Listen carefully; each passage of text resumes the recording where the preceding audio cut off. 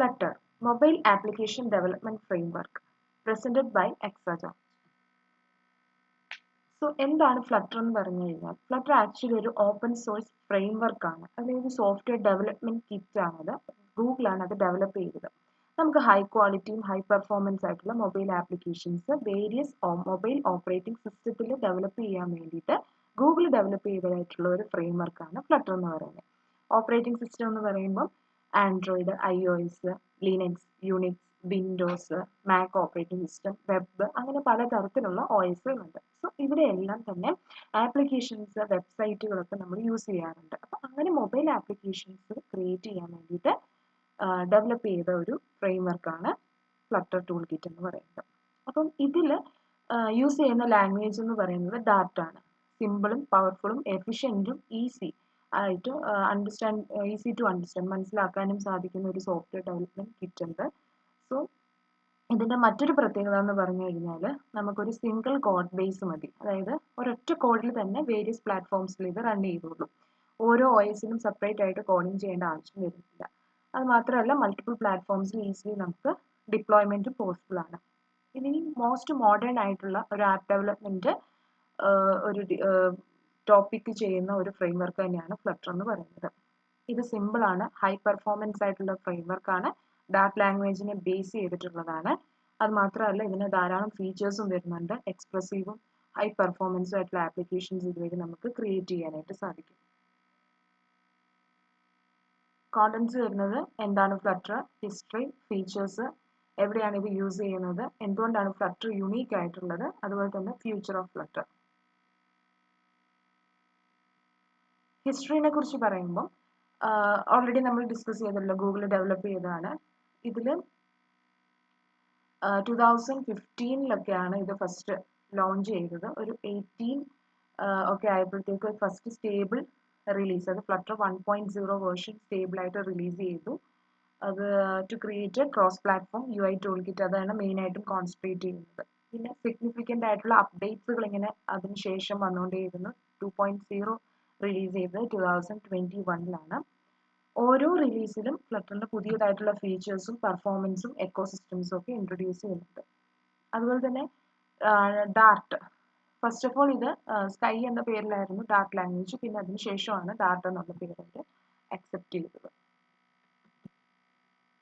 Features: cross platform development, write once, run anywhere. ഒരു പ്രാവശ്യം എഴുതിയാൽ മതി, എവിടെ വേണമെങ്കിലും റൺ ചെയ്യാനായിട്ട് സാധിക്കും. സിംഗിൾ കോഡ് ബേസ് ആണ്, iOS, ആൻഡ്രോയിഡ്, വെബ്, ഡെസ്ക്ടോപ്പിലൊക്കെ വർക്കിംഗ് ആണ്. Next one, hot reload. Hot reload എന്ന ഫീച്ചർ എന്താണെന്ന് ചോദിച്ചു കഴിഞ്ഞാൽ നമ്മളിപ്പോൾ ഒരു ചേഞ്ച് ചെയ്ത് കഴിഞ്ഞാൽ ഇൻസ്റ്റൻ്റ്ലി ആ ചേഞ്ച് നമുക്ക് ആ ഒരു UI യൂസർ ഇൻ്റർഫേസിൽ കാണാനായിട്ട് സാധിക്കും, അവിടെ റിഫ്ലക്റ്റ് ചെയ്യും. ബ്യൂട്ടിഫുൾ UI, ഇതിനകത്ത് ധാരാളം റിച്ച് സെറ്റ് ഓഫ് വിഡ്ജറ്റുകളുണ്ട്. സോ നമുക്ക് ഈ വിഡ്ജറ്റ്സ് എന്ന് പറയുമ്പോൾ ആക്ച്വലി ഫ്ലട്ടർ ഫ്രെയിംവർക്കിനെ സംബന്ധിച്ചിടത്തോളം അതിൻ്റെ ബിൽഡിംഗ് ബ്ലോക്സുകളാണ്. ഓക്കെ, അങ്ങനെ ഒരു ബ്യൂട്ടിഫുൾ UI ക്രിയേറ്റ് ചെയ്യാൻ പറ്റും. High performance, compiles to native ARM code using Dart. ARM കോഡുമായിട്ട് നേറ്റീവ്ലി കമ്പൈൽഡ് ആണ്. സോ അതുവഴി നമുക്ക് വെബ് ബേസ്ഡ് ആയിട്ടുള്ള ഫ്രെയിംവർക്സും ആയിട്ട് നമുക്ക് കമ്പയർ ചെയ്യാനായിട്ട് സാധിക്കും. ഇൻ്റഗ്രേഷൻ വിത്ത് ഫയർബേസ്. ഫയർബേസ് സർവീസസ് ഗൂഗിളിൻ്റെ തന്നെ മറ്റൊരു പ്രോഡക്റ്റ് ആണ് ഫയർബേസ്. സോ അതുമായിട്ട് സീംലെസ് ആയിട്ടുള്ള ഒരു ഇൻ്റഗ്രേഷൻ ഉണ്ട്. അപ്പോൾ ഫയർബേസിൻ്റെ സർവീസസ്, ഗൂഗിളിൻ്റെ എന്തൊക്കെ സർവീസസ് ഉണ്ടോ അത് നമുക്ക് ഫയർബേസ് വഴി ആക്സസിബിൾ ആണ്. Like authentication, Firestore, cloud functions, notification, push notifications, അങ്ങനെ ഒരുപാട് ഫീച്ചേഴ്സ് ഇതിനകത്ത് ഇൻക്ലൂഡഡ് ആണ്. Next, where to use Flutter. എവിടെയാണ് ഫ്ലട്ടർ യൂസ് ചെയ്യുന്നത്? Mobile applications, building cross platform applications for Android and iOS. Web applications, creating responsive and dynamic web applications. Desktop applications, desktop applications നമ്മൾ സാധാരണ use ചെയ്യുന്ന Windows, Mac, ലിനക്സിലൊക്കെ use ചെയ്യും. IoT devices, internet of things ഡിവൈസസിൽ നമുക്ക് embed ചെയ്യാനായിട്ട് സാധിക്കും. Prototyping, quick development of MEPs, minimum viable പ്രോഡക്ട്സിൻ്റെ ഡെവലപ്മെൻറ്റിന് വേണ്ടിയിട്ടും യൂസ് ചെയ്യാറുണ്ട്. Applications made with Flutter framework.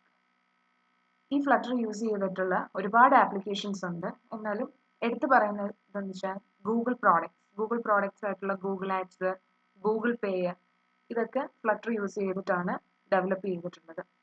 റിഫ്ലെക്ട്ലി, അതുപോലെ തന്നെ eBay motor, new bank, Hamilton, Alibaba E commerce platform, ഇതൊക്കെ ആപ്ലിക്കേഷൻസ് ഡെവലപ്പ് ചെയ്തിട്ടുള്ളത് ഫ്ലട്ടർ ഫ്രെയിംവർക്ക് യൂസ് ചെയ്തിട്ടാണ്.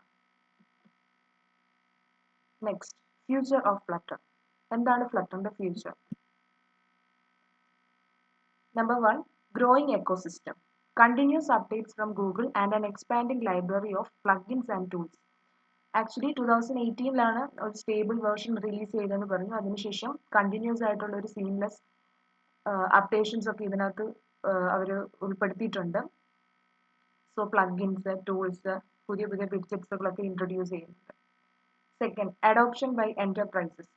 ഇത് കമ്പനീസ് ആയിട്ടുള്ള Alibaba, Toyota, Google Pay, ByteDance, ഇതൊക്കെ ഫ്ലട്ടർ ആണ് യൂസ് ചെയ്തിട്ടുള്ളത്. അവർക്ക് നല്ല രീതിയിലുള്ള സ്കെയിലബിലിറ്റിയും റിലയബിലിറ്റിയും പ്രൊവൈഡ് ചെയ്യുന്നു. Web and desktop maturity.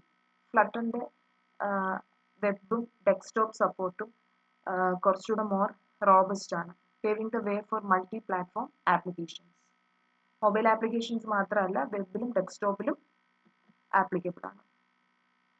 Next, focus on embedded systems.